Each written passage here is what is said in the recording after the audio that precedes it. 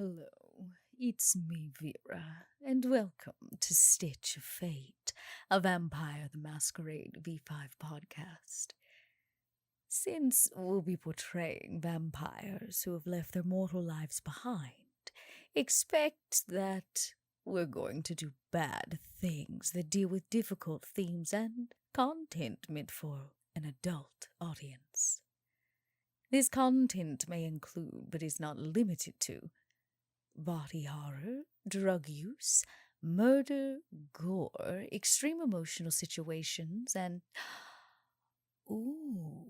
graphic images. Remember, don't hold those actions against the players, just the characters. Take care of yourself, mortal, and take a break if you need it.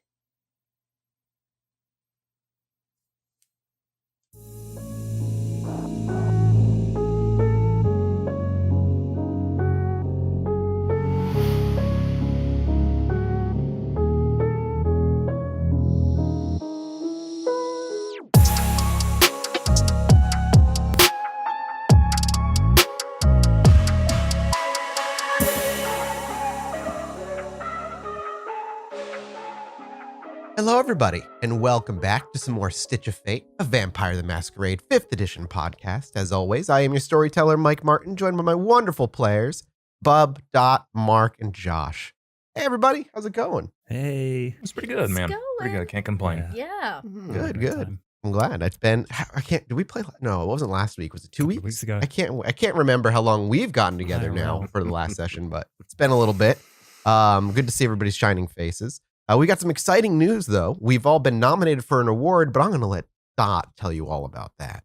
So first off, what I'm going to say is thanks to all of you for nominating us, because all of you put forth effort and got each one of us nominated for an Audioverse Award, as well as the podcast as a whole for an Audioverse Award. If you don't know what those are, go check it out. Audioverse Awards, you can kind of Google it and it'll get you where you gotta go. But that means this month, because we've been nominated, we actually now need you to go and vote for us so that we can do that thing that's supposed to be done at the end where we win. Yeah, that's important. So yes, please. Well, the only reason we started this podcast was to win an award. To win awards, yeah, clearly. Yeah. So thank you all so much for that. And so just go check it out. Make sure to go nominate for us. You'll find everything you need there. And yeah, that's it. That's all she wrote. It's really you just go do it, y'all. Just go vote.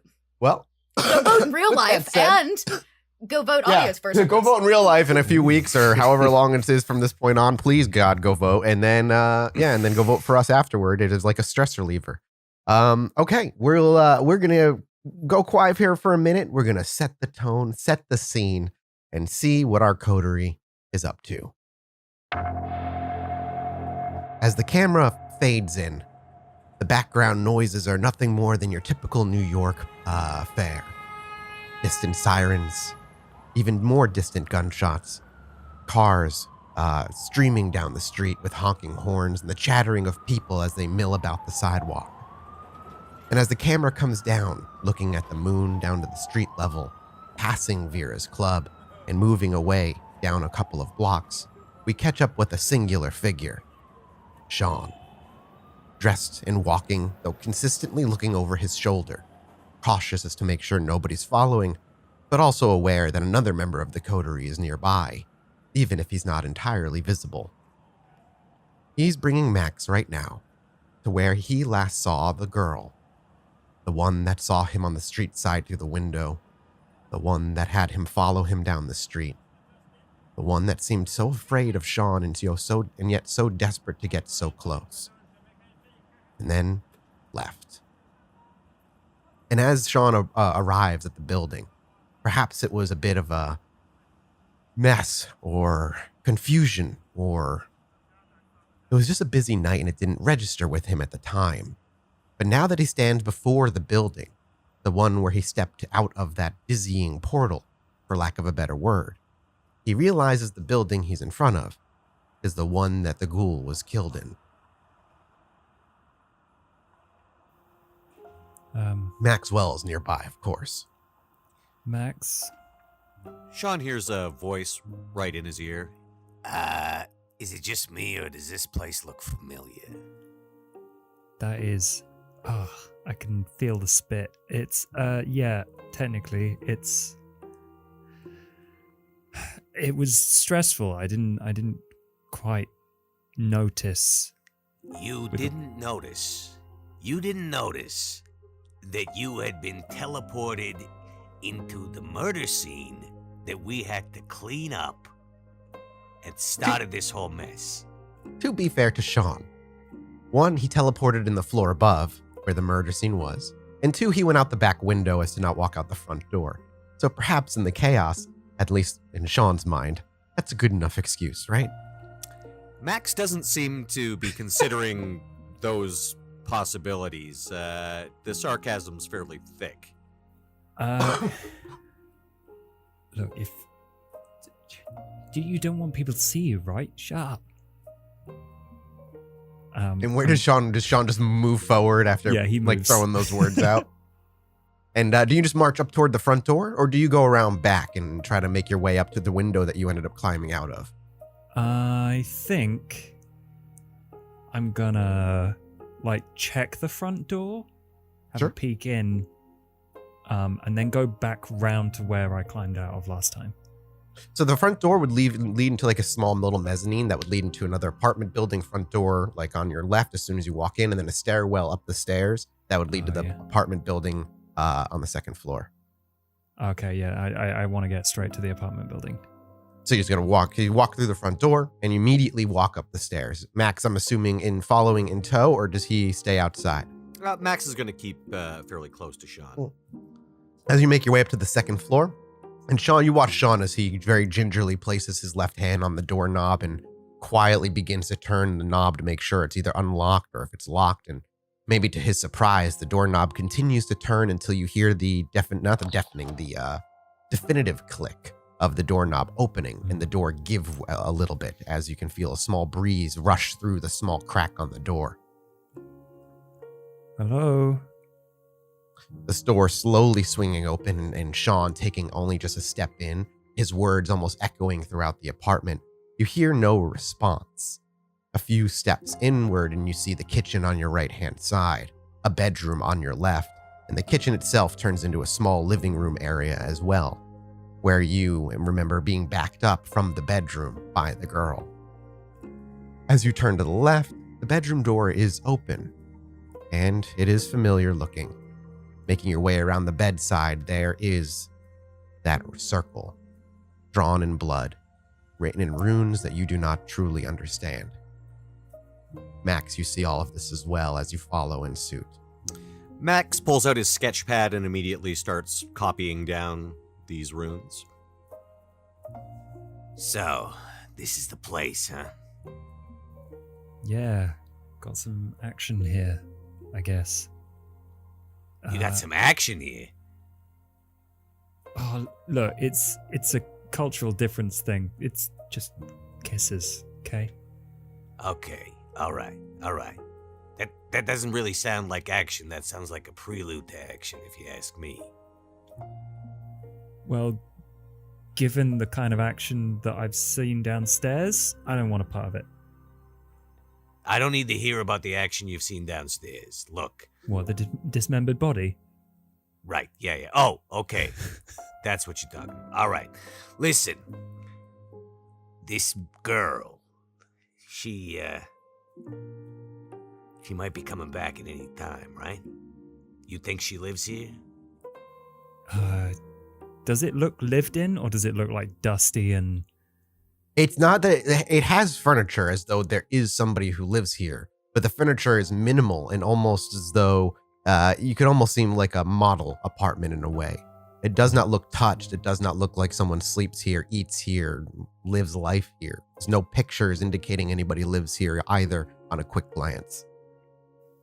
I mean, she brought me here. This could go either way. I don't know whether she lives here or whether she just uses it. But let's just take a look around. If I'm going to get cornered by her again, I want there to be more people around, you know? I get you, but we need a game plan. Are we planning on just waiting for her to show up? I don't know. Are we going to rifle through before or after that happens? Let's rifle now. Always Okay. start with rifling. Wits investigation. It's a good thing I am fully trained in this with my whole 2 dice. I got nothing. That's an unfortunate 0 successes on Shaun. However, Max is around, thankfully, and he rolls successes on everything he rolled there. So 3 successes for Max as he slowly but surely goes through everything. Meanwhile, as the camera follows Maxwell around and he's pulling out every drawer looking for anything. And Max, as you're pulling open drawers in the kitchen, you're realizing there's no silverware to be found. As you fling over open cupboards, you see no plates and no cups being used. And in the background, we see out of focus Shaun. He's kicking a pillow. He reaches down and he pulls up the corner of the rug just about a foot before he kind of lets it go and looks to the corners, walks over to the window and looks outside. Meanwhile, Maxwell continues to, detailed, one by one, go through the apartment, and you find absolutely nothing until the very end, where you're going through the bedroom and you begin to pull apart the bed. The sheets come off, the blankets come off, the pillows and the cases come off. You lift the mattress. It isn't the fact that there's something under the mattress, but at the bottom of the mattress, there's a small 3-inch slit over by the bottom left corner of where the bottom of the mattress would be. And as Max reaches his long, spindly fingers with sharp claws in and stretches the cut open just a little longer, and he reaches in, there is an object in there. It feels metallic in nature. There's a handle, and you grab at it and you slide it out. And it is indeed a butcher's knife. Large, very sharp on feel. And as you look through, it looks clean, save one small smudge of red that's just at the tip of the knife. Okay. Well, it's always in the last place you look, right? Yeah. Shaun, you in the other room hear him say this as you found nothing of value or note, but you've been preoccupied thinking about the kiss you had here. Mm-hmm. Isn't that because you stopped looking, mate? Yeah, I reckon so. But here's why, because I found Hungry. something. Looks like your girlfriend likes to keep a butcher knife in the mattress just in case, you know? That's a good thing it was just a kiss then. I guess so. Looks like somebody else wasn't so lucky, though. There, right there at the tip, you see? It's more knife. What is that? No. That red, that little bit of red. Oh. Well, I was gonna say paint, but like, I guess vampire shit. So Yeah, I think it's probably likely blood. Look, can you do any thin blood whatnot with this? I could give it a go. I'd need some prep time. All right, maybe we don't Take it do with that us. here. Let's take that Yeah. with us. Max, of course, has like a number of Ziploc baggies, so he just puts that, Yep. wraps it up, puts it in his coat. Here, crinkling up in the plastic bag, slide it into your jacket. Okay, Romeo.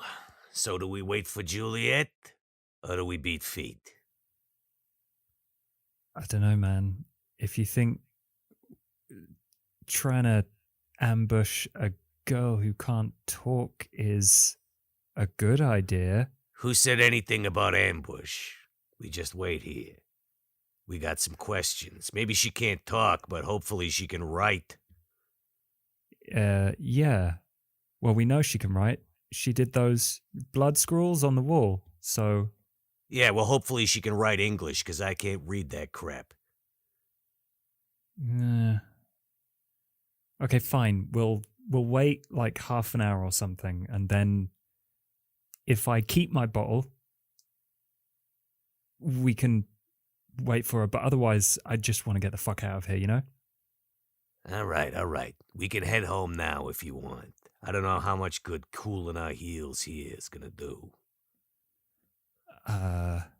If you want, I can observe the building. That sounds good. The Primogen was all like, "Oh, is wants something from me, blah, blah, blah. I should be elsewhere, right? Now that I think of it, it's you she wants. You What? make That's- excellent bait, you know that? Oh, you are the absolute worst. Fuck that. Ah, come on. Don't you want me to think of you as a chum? Because that's Yeah, what you yeah, are, for chum. sharks. Yeah. You see what I did there? Yeah, I do, and I hate it. Come on, kid. Let's wait it out a little bit, huh? Don't you want another kiss? I'll give you a kiss, all right? And the camera will pull away, fading there, allowing them to spend about 30 minutes to an hour waiting for their stitched-lipped friend. And in that time, the camera will pan away. We'll follow it down the street as blocks blur by and street lights pass overhead. The neon lights of red brake lights behind us blurring by until we find ourselves at the local precinct, over by a parking lot near some shade where a light is out and no cameras can reach. In the distance, we see in a very simple white shirt and jeans a familiar figure. Glinting off of the glasses from the distant light, we realize it's Duke. And as we get closer, a figure makes his way out from the precinct, following out the parking lot and away from the security cameras and where the light is out as well. Eventually looking around the corner before he does see what he's looking for. That same familiar face we recognize. He approaches cautiously and keeps about 2 feet between himself and Duke, and does not say anything first, simply looks to him. Detective Prescott, you look well. Duke. I'm assuming that everything's going smoothly in office. He gives you just a gentle nod. I was curious, Luther, if you had any of the paperwork that I was trying to acquire. Club, right? What was once a stadium for ballerinas, a dance hall, if you will. Yeah. He reaches into his back pocket and pulls out a thumb drive. Everything that I need is there, I'm assuming. Everything I can get my hands on. Thank you, Luther. That means quite a lot to me. He keeps the thumb drive to himself, and he gently tosses it on the ground and actually kicks it your way. It skids across the concrete and it bounces off of your rubber boot. That seemed unnecessary, Luther. I don't want to get too close to you, Duke.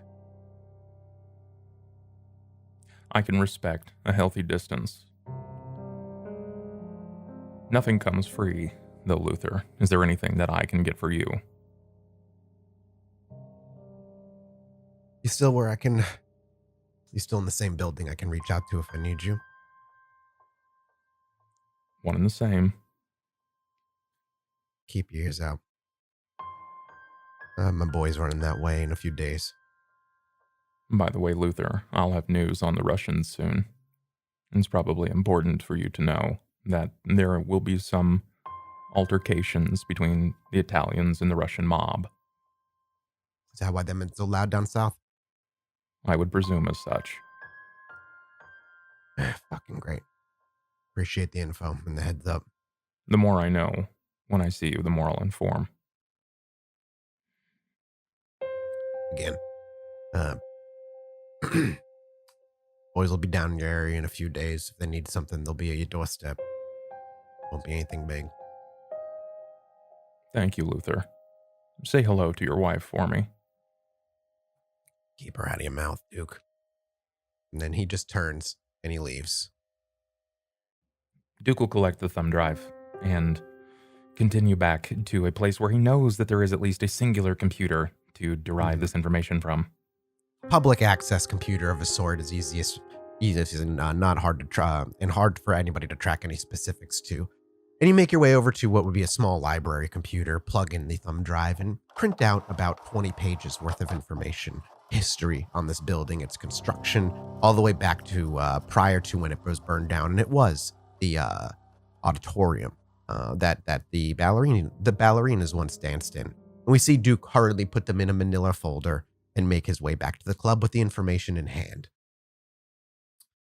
As we make our way back to the club with him, time has passed, and the girl has not arrived for Max or Shaun. At what point do you kick in and say no more, or do you continue to wait? Well, kid, it kind of looks like you've been stood up, huh? Suits me fine. Let's go home. You don't seem anxious for a reunion with your girlfriend. She was nice. Weird, but nice. But now there's this whole murder thing. You don't think that's reason to be anxious? Could be. But she could have killed you before, and she didn't. I'm not so worried about me.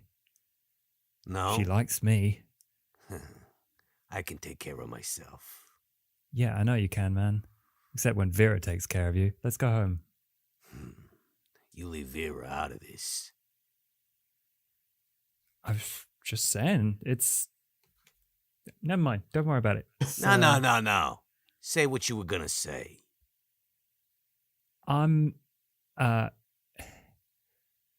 30 years old, technically. And, like, it's not super weird for someone to still be living with their mum when they're 30. But when they're 300... Vera ain't my mom. She's my friend. She ain't my sire. I already took care of that, or so I fucking thought.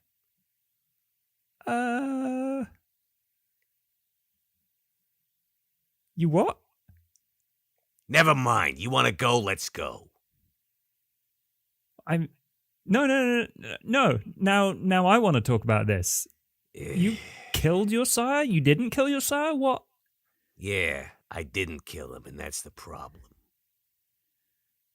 Oh, well, sucks for you. I mean, at least you know who it was made you, right? Yeah. You do know, right? Yeah, okay. I know. A real piece of shit. One I thought I'd flushed. We're not so different after all. What? Whoever the fuck it is that made me this, I'm not terribly fond of him. Okay, I get you.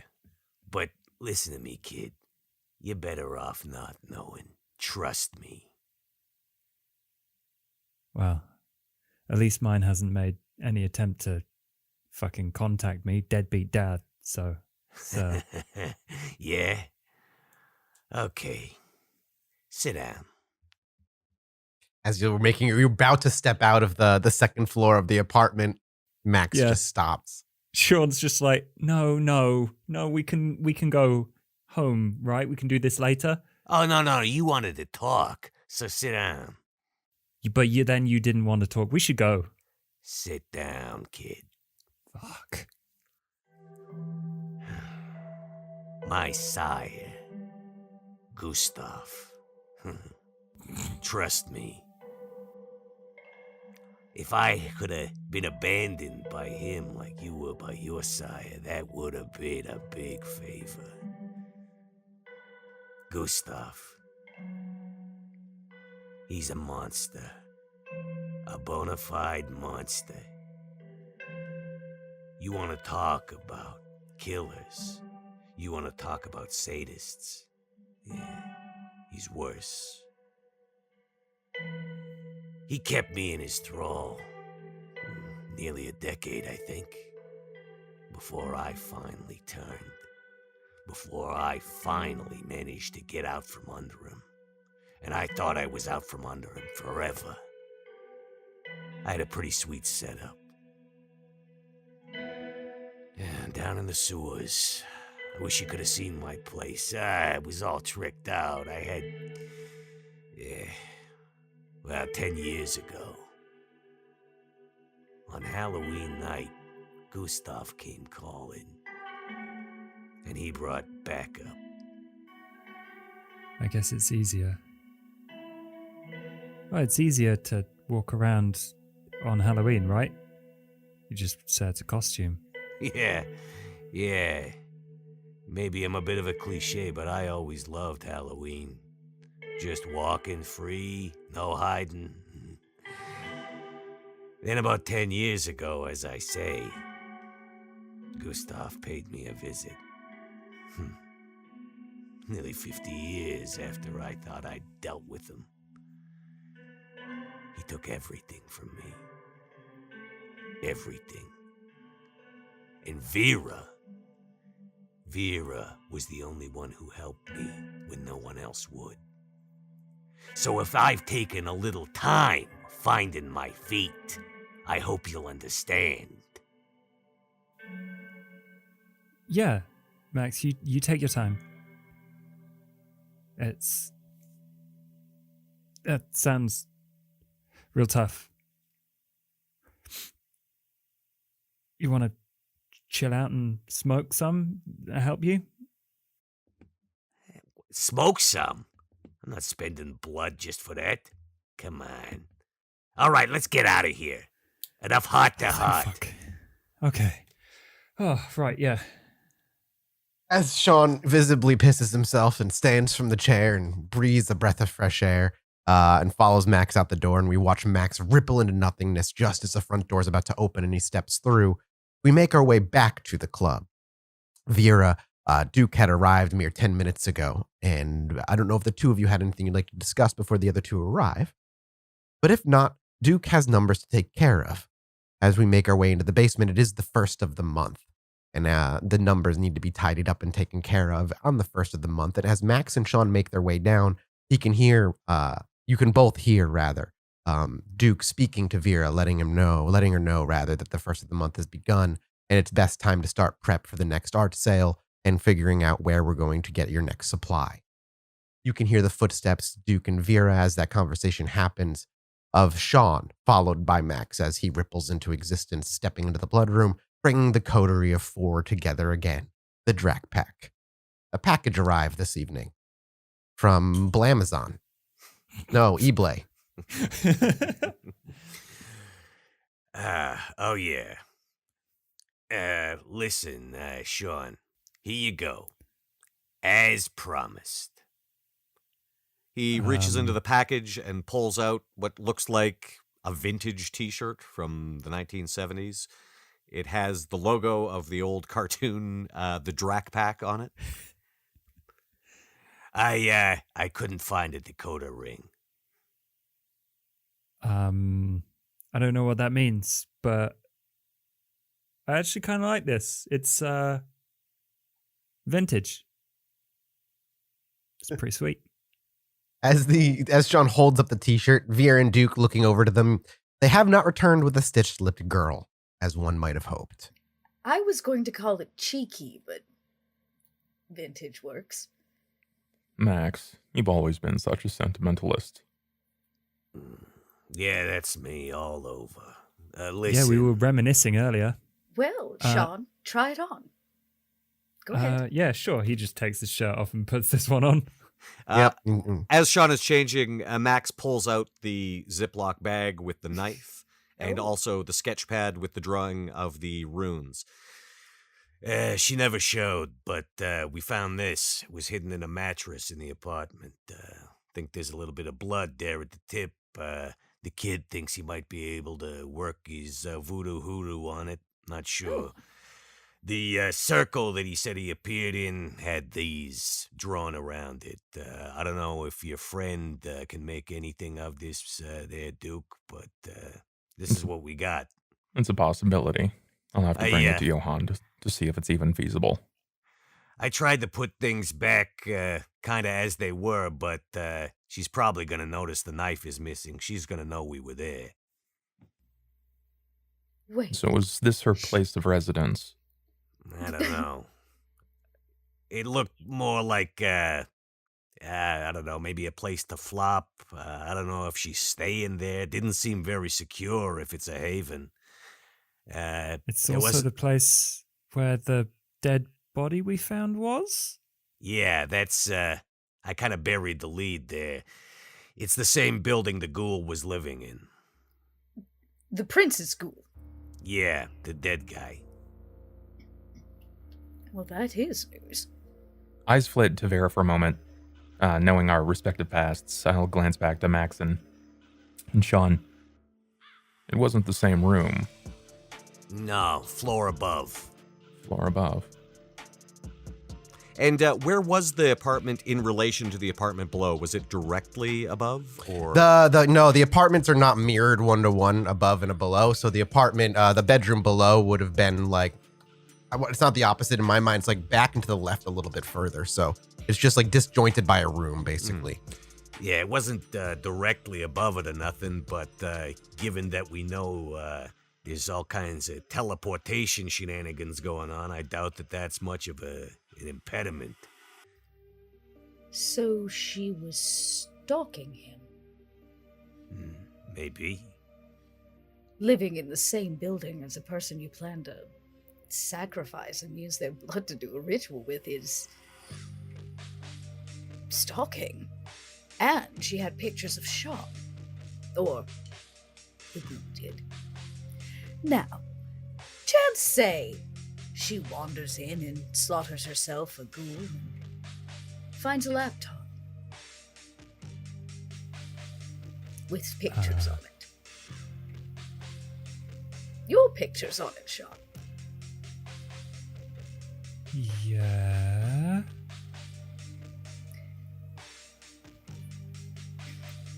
What? Just saying.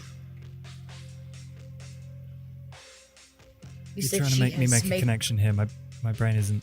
She's stalking you, Shaun. Right, okay. Fuck. Yeah, everybody's interested in Shaun, the prince's ghoul, Miss Stitchface. Vera. Max. If she has gone as far as to place herself directly above her last target, then she may be doing just more than mere casing our own domain and haven. I think it is worth investigating the club further to see if she may have taken up residence in a nook or cranny. Okay, I'll look in the nooks, you look in the crannies. Yes. A thorough sweep of our domain would be a good idea. She was just living atop the last one she killed, so she won't be too far from here if Shaun's around. Shaun, remember when I told you to stop dealing on the streets? Yeah, I would like many you times. to ignore that. I'd like you to spend as much time as possible on the streets. Yeah, She will show alright. up. Okay. Well, I think, honestly, that's sort of what I was going to do anyway, so that fits. Then you be the best little Shaun you can be. Great. I'm probably also going to be pretty well placed to like spread little rumors about our Italian friend that way. So, 2 birds, 1 stone, 1 Shaun, 1 Stitch Lip Girl. And a gold star for Shaun. Vera, I'm not so sure that she wants to kill the kid necessarily. I think if she wanted to, she would have done it when they were alone. It's true. She's trying to tell you something, Shaun. I'll bring a notepad with me then. Or you could just free her.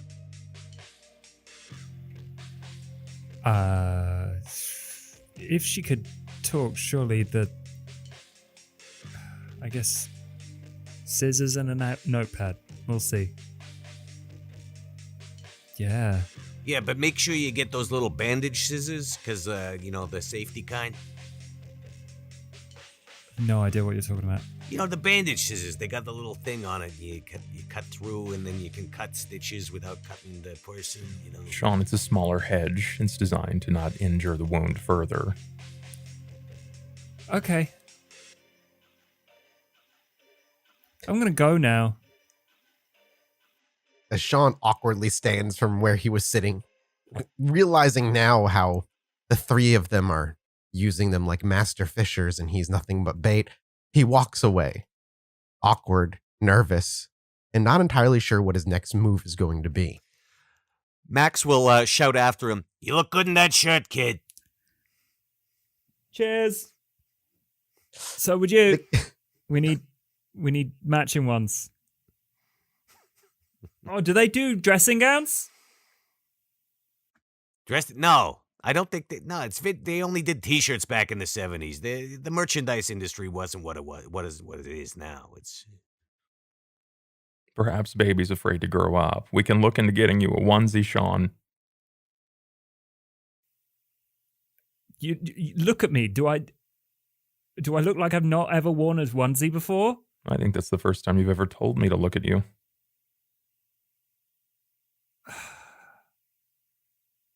And your gaze is still as rock solid as ever.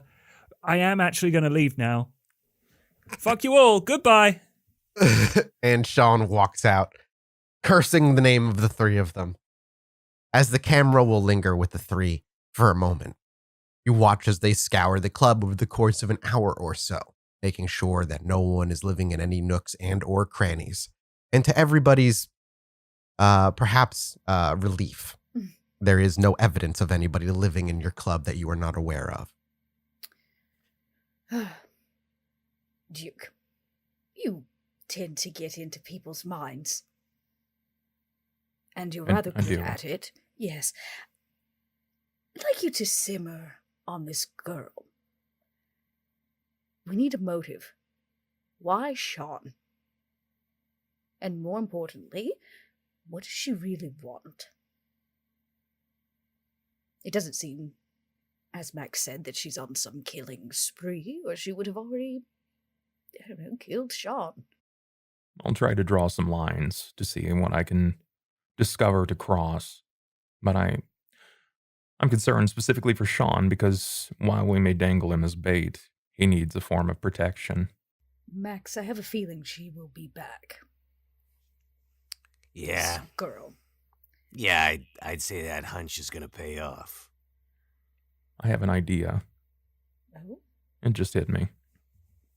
Why don't we actually endanger Shaun to see how sincere she is about his protection? Oh. Even better bait. What are you thinking? Sicken the Italians on him?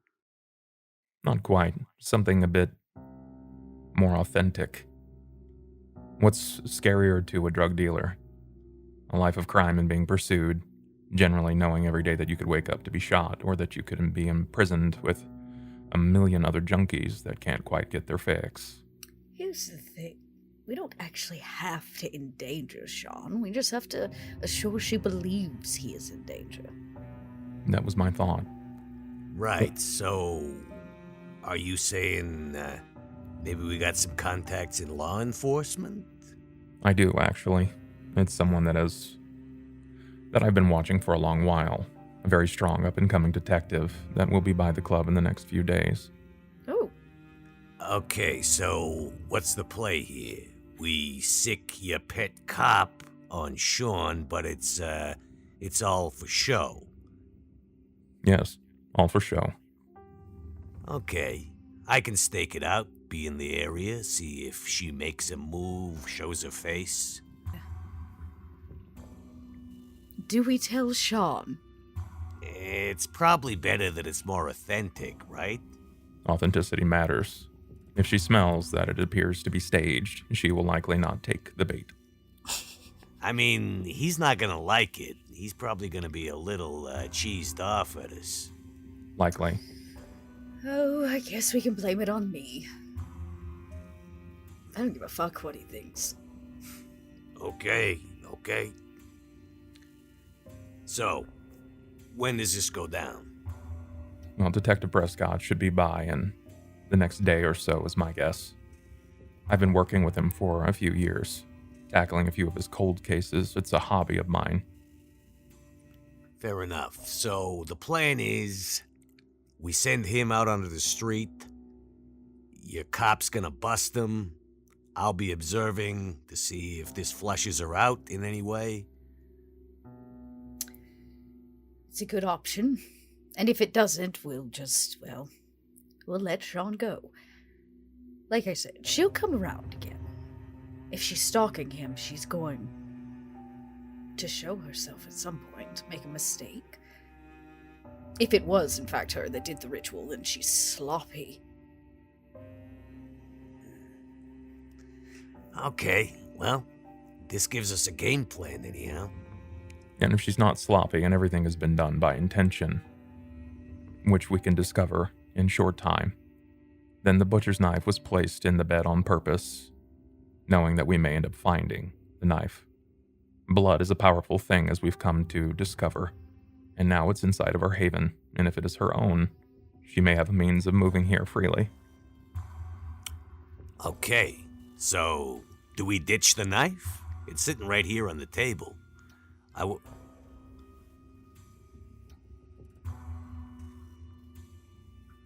It's been a short time since I've heard from Johann. I think it might be worth moving this blood to him so that he could perhaps locate, or perhaps even larcen. He may be a better choice. He's had personal experiences with this, Mia. It might be worthwhile. Okay, here you go. Was gonna have Shaun take a look at it too, but, what do you think? I'll lean to the derivative of you two, whatever you think is the best here. It might be good to, keep this in-house, as it were. And we are using Shaun for bait. The least we can do is let him have a little fun with the leftover blood, huh? Okay, that still leaves us the problem of this knife being in the haven, so I'll take it to him, he does his stuff, then where do we ditch it?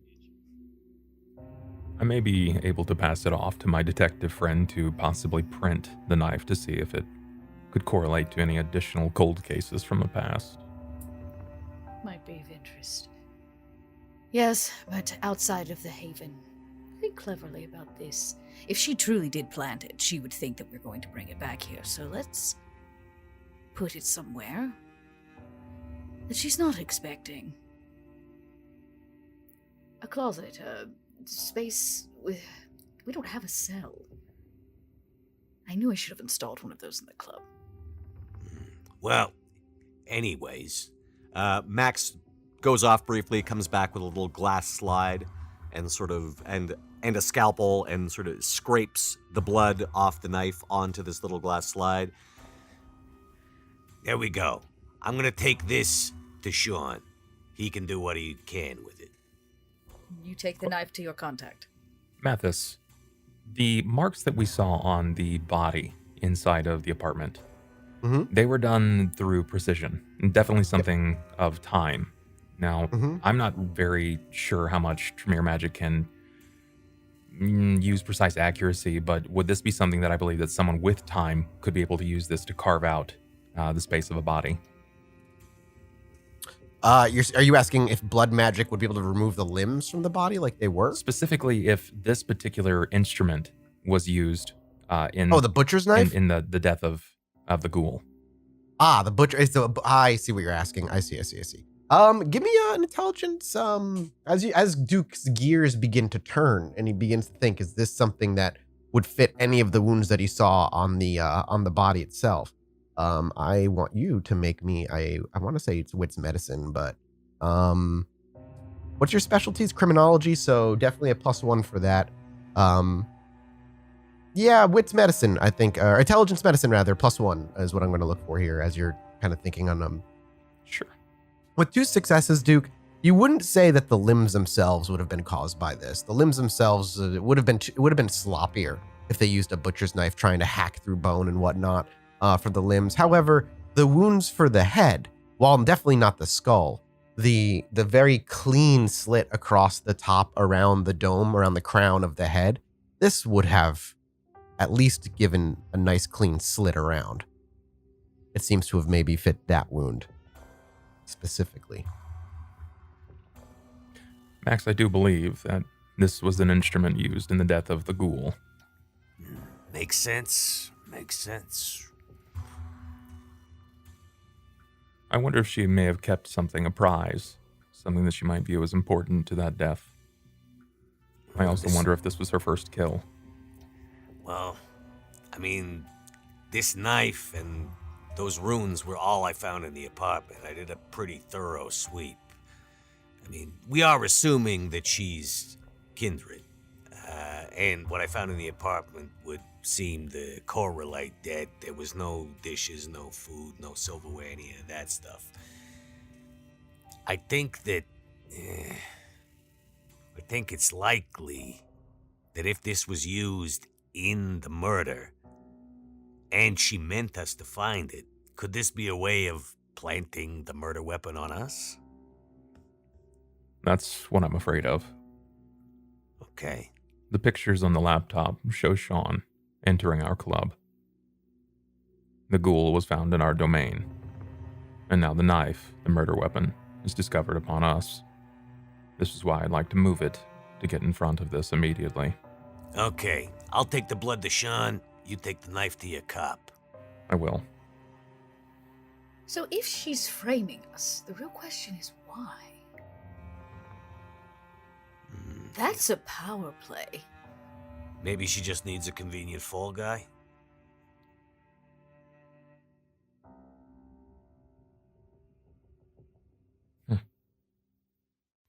Oh, I'm tired. And Bear, slouches into a seat somewhere. This is something that I can investigate further at another time. I have something else that bears my immediate interest.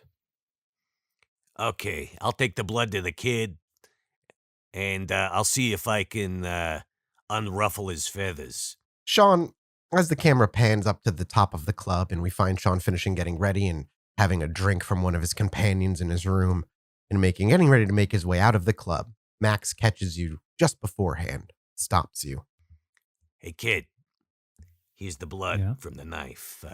You want to see what you can do with that? Yeah, well, lucky for you. That's exactly what I was preparing for. So, let's give it a go. I've tried it before. It's really, really difficult. So Nah. if it doesn't do anything, then don't be surprised. Well, do what you can. And listen, about earlier, we were just busting your balls. Come on. Yeah, all right. It's just tough when there's people who are really nice like you that then threaten to kill me or When did I Get threaten close. to kill? When did I threaten to kill you? I don't know. But If I it threaten feels- to kill you, you'll know you've been threatened with death. I won't mean, be subtle about it. Maybe that was just an implication I'm taking away. I don't know, man. There's a lot of things that I'm very slowly realizing can kill me out here, and it's getting more dangerous by the day, and eventually it's whatever. No, I trust you. I do. Okay, look. And we're mates. So Yeah, all right, let's all right. just leave it. Great. But don't say I threatened to kill you because when I threaten to kill you, you'll know you've been threatened. Okay. Great. Looking forward to it. At most. No. Shush. I lick the thing. Max is still in the background. You can just hear at most. I was implying I would slap you around a bit. At most. All right.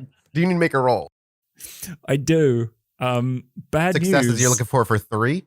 I'm I assuming? need 3 successes, and that's how many dice I have. So, It's going to go well. 1. And you can only reroll 1, so you have no ability to succeed. So, Max, as you watch it, he steps away, and Shaun goes, yay, and he licks it just to shut him up, and he just kind of takes a minute and begins to taste it. He just kind of, he turns around. Yep, that was blood. Great. It's, I think there's some in my teeth. It's all dry. That's the wealth of information we were able to discern. Yeah, sorry, mate. Oh, boy. Max just sort of turns around and walks away. I did warn you. Yeah. Shaun, we watch Shaun kind of as Max leaves and turns a corner, and we can hear his footsteps making their way downstairs.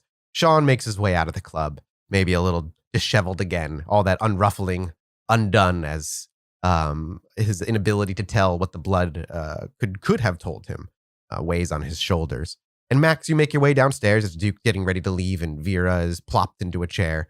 And Vera, you knew that he might have some information when he returns. Well, it was blood. Shocking. Really. Yeah, that's pretty much the entire report in full, unredacted. Then I'll make a move to my detective friend as soon as I can muster. But it's late, and I'm afraid that he may be asleep. Okay, I mean, there might be some traces of blood on there. Maybe he can test it. I'd assume that a drugstore testing kit will probably be more reliable than a friend was a second ago. He's fragile. It's just let him, I guess, do what he does. I have an idea. I'll be downstairs in a moment. Grab Shaun and tell him not to go anywhere. All right. So Max then turns around and backs away upstairs, and the door actually to leaving the club is just clicking shut and Matt, you've taken 2 steps out, Shaun, as all of a sudden you hear the clattering of the metal rear door fly open again. Vera wants to see you. Yeah. Thought that might be. Okay. And dejected, he spins around on his heels, head down, shoulders slouched, and he makes his way back downstairs. Bub, I saw you wanted to say something yourself. Yeah, I was hoping to grab Max before he wandered off to get Shaun. Oh, we could easily do a quick conversation that happened just before Max bust open the door to get Shaun. Max, you've known Vera for a long time, right? I have, yeah. Has she ever spoken openly about her sire? That's a bit of a sore point. You might want to not bring that up in conversation. As I'm trying not to, but I figured that you are the closest to Vera, and she may have implied some trusts with you. I'm doing a small investigation of my own, and my detective friend Luther Prescott is assisting me. There is a 40-year cold case that surrounds this particular location.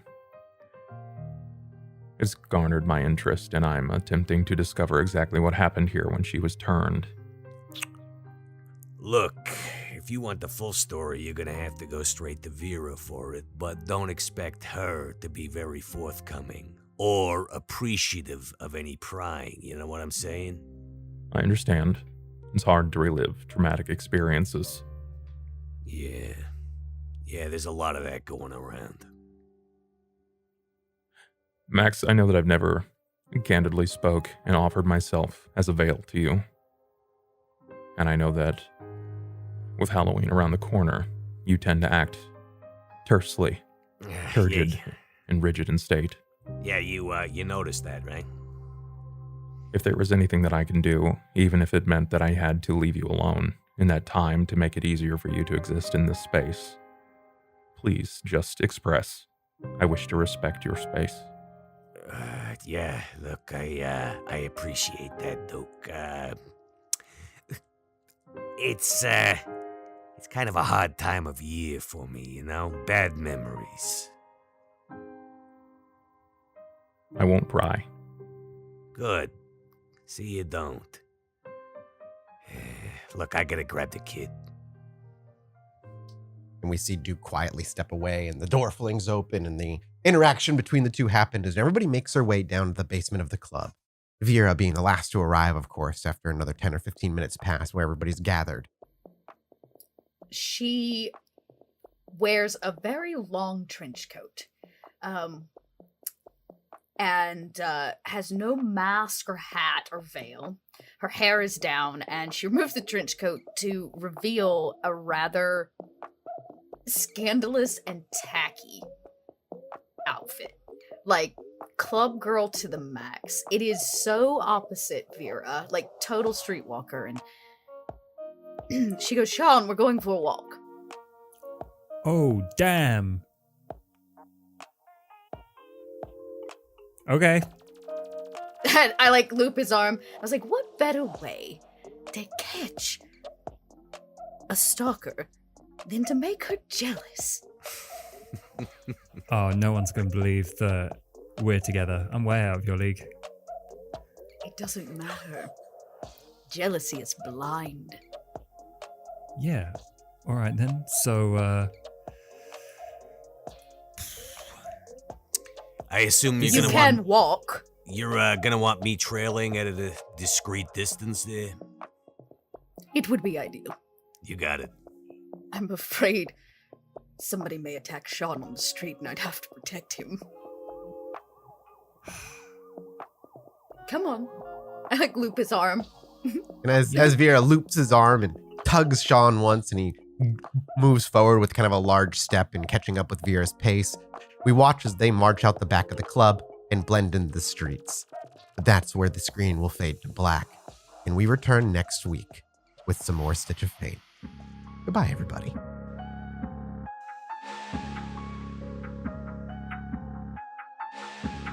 Oh, before you go, do Vera a little favor, would you? Break out that Masquerade breach in your pocket and follow us on Facebook and Twitter at Pod by Night or Stitch of Fate. Make sure to leave us a little 5-star rating and review, would you? And if you don't, well, I guess I'll just have to send Max after you. Special thank you to Kimberly and Sean Casey for sponsoring this podcast. Stitch of Fate wouldn't be possible without your incredible kindness and support.